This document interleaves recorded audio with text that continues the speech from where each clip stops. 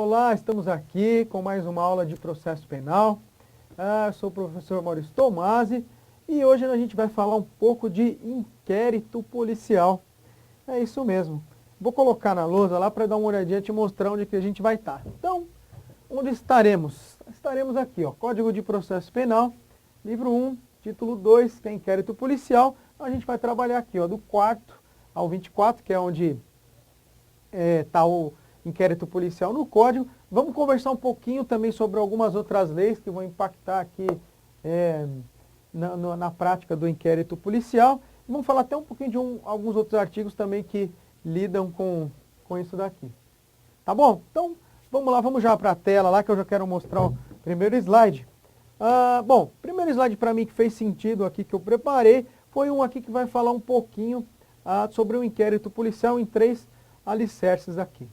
Separei primeiro aqui a definição de inquérito policial. A gente tem um monte de definições aí.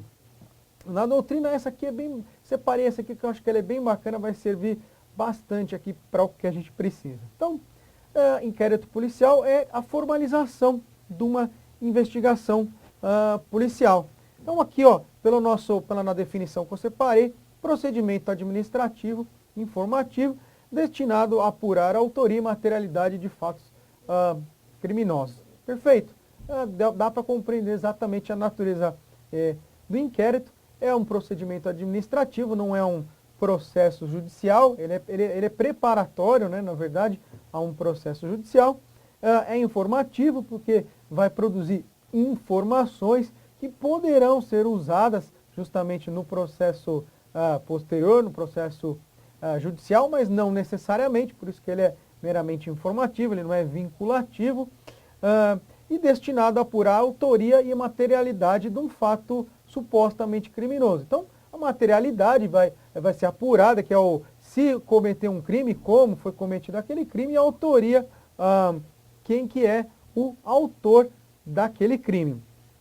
Isso já leva a gente aqui para o segundo alicerce, que é o objetivo do inquérito, que é no fundo, você reunir elementos de provas que permitam a eventual propositura de uma ação penal. Por que eu digo eventual? Porque você pode identificar o autor ou não, não é verdade? Se o autor for identificado, o inquérito policial pode servir de base, os elementos que se reunirem no inquérito vão servir de bases para o órgão acusatório propor a ação penal. No caso, o órgão acusatório, numa ação penal pública, incondicionada ou condicionada, será o órgão do Ministério Público, na figura do promotor, e no caso de uma ação penal privada, vai ser o querelante, na verdade, o advogado do querelante. O que leva a gente ao terceiro aqui, elemento terceiro alicerce, que são as características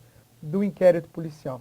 Só que essa parte aqui não tem um escopo de exaurir todas as características, mas eu coloquei as principais, aquelas que vão servir para a gente poder trabalhar hoje aqui os aspectos da legislação. Então eu separei aqui as principais características. Bom, a primeira delas é que o inquérito, como eu já falei, ele tem um caráter informativo. Ele vai reunir elementos que poderão ser utilizados na propositura da ação penal. Eles não são vinculativos. O promotor irá, o advogado que postulante irá utilizar se achar conveniente, se aquilo for aproveitável para ele na ação. Tudo que é feito no inquérito, na medida do possível, vai ser reproduzido também em juízo, né? Então, é por isso que ele tem esse caráter informativo. Também ele é indisponível às partes, ou seja, as autoridades que nele trabalham, seja o delegado de polícia que preside, seja o promotor de justiça, que é o destinatário, ou o advogado da acusação, que são os destinatários, não podem pedir o arquivamento desse inquérito. O arquivamento do inquérito somente pode ser feito, somente pode ser promovido pelo juiz de direito. Então, o inquérito ele é indisponível, ele não está à disposição das partes, não está à disposição do delegado, não está à disposição do promotor. Você vai ver aqui, tem alguns artigos, inclusive, aqui do Código de Processo Penal, que regulam isso, justamente porque ele é indisponível. Tá? Bom, uma outra característica é que ele é dispensável. Mas qual que é o sentido desse dispensável? Não é que ele produz uma informação ruim, vai produzir uma informação que é de baixa qualidade, nada disso. Só é dispensável porque ele não é imprescindível para a propositura da ação penal.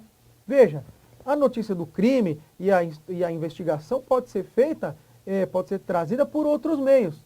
Suponha, por exemplo, que uma vítima produza ela a investigação, leve direto ao Ministério Público a informação, e a informação está tão bem já estruturada, tão bem trazida, tão bem esmiuçada, que o Ministério Público já se sente apto a propor ação penal. Não teria problema nenhum. O processo poderia se desenrolar da mesma forma. Ou então, por exemplo, uma fiscalização da justiça, de uma auditoria, por exemplo, uma auditoria da Receita Federal, por exemplo, já consegue deslindar um crime, manda direto para o promotor de justiça e ele oferece a denúncia.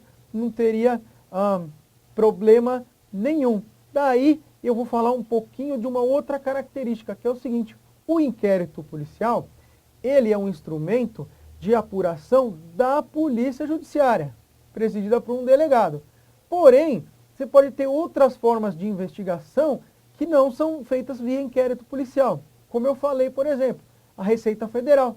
A Receita Federal pode fazer uma auditoria fiscal, por exemplo, para apurar uma sonegação de tributos, e aquilo pode também servir como fonte de informação para uma ação penal contra o sonegador. Quer dizer, você tem uma outra autoridade da administração pública que também está exercendo uma fiscalização, exercendo uma forma de investigação, e aquilo pode ser aproveitado em uma ação penal sem problema. Aqui o inquérito policial é por excelência a atividade da polícia judiciária, é por excelência a atividade do delegado de polícia, que é a figura jurídica que preside as investigações policiais, preside o inquérito policial, certo? Aí aqui a próxima característica: o inquérito ele tem um caráter majoritariamente inquisitório discricionário. Veja, ele é discricionário porque a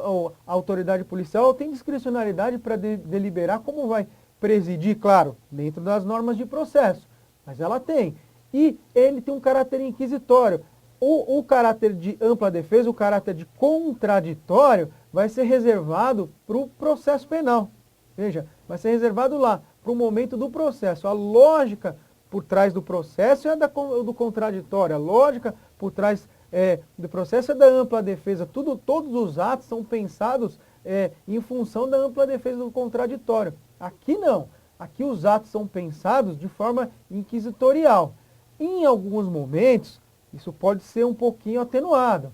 O autor ou o suspeito, né, pode ser ouvido, ele vai desenvolver a versão dele, se assim desejar. O advogado pode acompanhar o inquérito, pode, por exemplo, peticionar por uma diligência que pode ser deferida, inclusive trazer que aquele suspeito inicial não é realmente o autor. Então, até pode existir a possibilidade de defesa, mas a lógica dos atos aqui do inquérito não são pensadas para isso, são pensadas de forma inquisitorial. Então, ele é um procedimento inquisitorial que algumas vezes é temperado, mitigada essa inquisitoriedade por ter o exercício de defesa, até porque o Estado Democrático de Direito assim trabalha. Mas ele tem um caráter, vamos dizer, de novo, a lógica por trás dele é ser inquisitorial. Tá? A gente vai ver isso, por exemplo, quando falar no interrogatório do acusado, dos direitos do acusado. E, finalmente, sigiloso e reservado. Por quê? Porque, de novo, a lógica lá do processo é da publicidade. A falta de publicidade lá no processo pode gerar nulidade, pode gerar problemas para o processo. Aqui não. Aqui a regra é o sigilo, a descrição, a reserva dos atos. Mas o advogado pode consultar? Claro que pode consultar, direito do advogado, direito de defesa, mas a regra, de novo, a lógica é pensada para o sigilo, para preservar a investigação. Em diligências, por exemplo, em andamento, não pode ser consultadas por ninguém. Muitas vezes, de repente, uma identidade de uma testemunha, uma suspeição, aqui, uma suspeita que a polícia tem, é guardada com reservas, para proteger a investigação. De novo, a lógica, aquilo é pensado para proteger a investigação, diferente do processo, onde tudo tem que ser público, tudo tem que ser transparente, tudo tem que ser trazido, porque pode gerar uma nulidade. Então pense essas características aqui, sempre em oposição à lógica que é a lógica vigente no processo. Então, aqui foi só uma delimitação para você poder enxergar um pouquinho essas características. Agora, quando a gente for olhar alguns artigos do Código, você vai entender em profundidade isso que eu estou falando em alguns artigos do Código. Quer ver? Ó? Vamos começar. Ó, o 4º, por exemplo, ele fala que a polícia judiciária será exercida pela autoridade policial, justamente como eu disse, no território de suas respectivas circunscrições. E terá, por fim, a apuração das infrações penais e da sua autoria. Exatamente aquilo que eu estava falando, que é o objetivo do inquérito. Não tem novidade aí. Inclusive, ó, a gente já conversou também o que ele fala aqui no parágrafo único, que essa competência definida no artigo, ou seja, a de investigar, não exclui a de autoridades administrativas a quem por lei seja cometida a mesma função. De novo, um grande exemplo é o auditor fiscal da Receita Federal, por exemplo, ou um auditor de rendas da Fazenda Estadual. Ele também pode fazer uma forma de investigação na forma da auditoria fiscal e não há problema algum, não há colidência nenhuma com o que está definido aqui. E ficou fácil agora entender a lógica desse artigo aqui. Galera, gostou do vídeo? Que bacana! Então clica aí, né? Dá uma curtida, faz um comentário se você puder e inscreva-se no nosso canal do YouTube. E deixa lá no sininho, ao clicar, você recebe as mensagens também de notificação. Visite nosso site e conheça nossos cursos preparatórios para concursos públicos. Muito obrigado!